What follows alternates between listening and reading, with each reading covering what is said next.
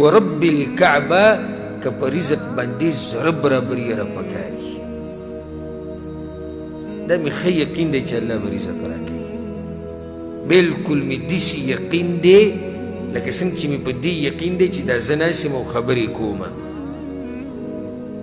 څنګه چې مې په دې خبره یقین دی دغه شان مې په دې یقین دی چې الله به رزق راکوي خو دې خبره کې په سوچ کې یم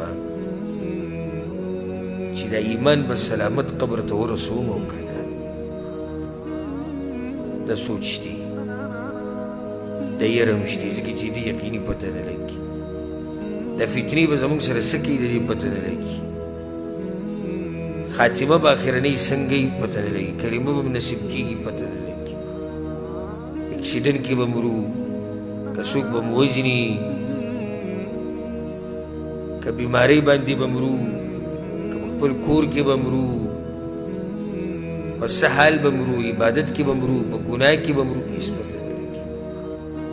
دا د یرې او د سوچ خبرې دي نو دا سوچ پرېږده چې کور به څه کېږي او ډوډۍ بلکل مطمئن اوسه او دې باندې مطمئن اوسه چې ته مړ شي ستا بچي نه مري په تا پسې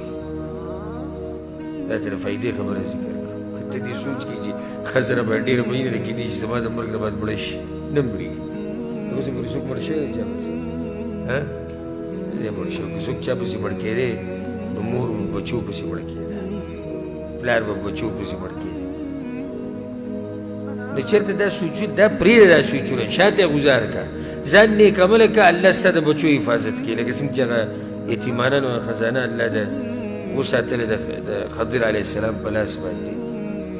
وکان ابوهما صالحا پلار یې نیک عمله ته ځان نیک عمله کړه الله ستا د بچو خیال ساتي